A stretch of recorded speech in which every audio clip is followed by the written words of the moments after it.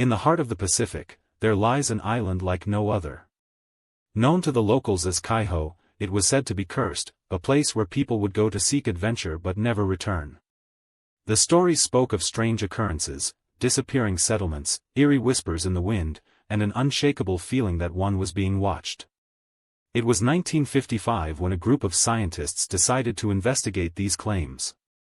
Led by Dr. Emma Taylor, they set out on a mission to uncover the truth behind Kaiho's mysterious reputation. Their journey began with a series of interviews with islanders who had ventured into the forbidden zone. There was Marcus, a young fisherman with a story of finding an ancient map etched on a piece of driftwood, Rachel, a retired teacher who spoke of hearing whispers in the night that sounded like a child's lullaby, and Jack, a local guide with tales of encountering shadowy figures lurking just beyond the tree line. As the team dug deeper, they began to notice a pattern. All those who ventured into Kaiho and returned spoke of an overwhelming sense of dread, as if something was waiting for them. Determined to find answers, Dr. Taylor led her team further into the heart of the island. They encountered abandoned villages, overgrown with vines and creepers, skeletal remains of ancient trees, their bark twisted into grotesque forms, and eerie soundscapes that seemed to reverberate through every cell in their bodies. It was as if Kaiho itself was warning them away. But Dr. Taylor refused to listen. She believed there had to be a rational explanation for the strange occurrences, something scientific, something she could explain. And so, they pressed on, deeper into the heart of the island. It wasn't until they stumbled upon an ancient temple hidden within the dense jungle that they finally uncovered the truth. Inside the temple lay a series of cryptic murals depicting a catastrophic event, a massive earthquake that had ravaged Kaiho in the distant past, displacing its inhabitants and unleashing a dark energy that still lingered.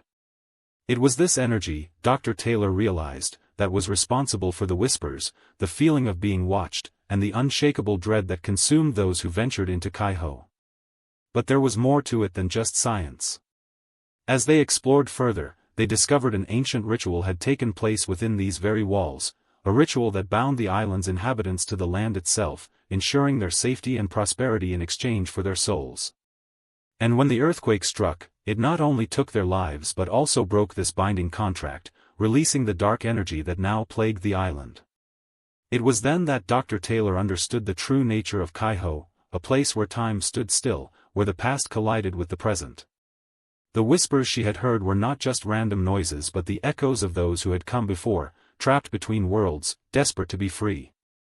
And in this moment, Dr. Taylor knew that they could never leave Kaiho, for they too had become part of its legacy, bound by a secret they couldn't uncover and a mystery they couldn't solve. As I stood on the edge of the island, watching the team pack up their gear, I couldn't help but wonder, had Dr. Taylor finally uncovered the truth behind Kaiho's mysterious past? Or had she merely scratched the surface of something much deeper?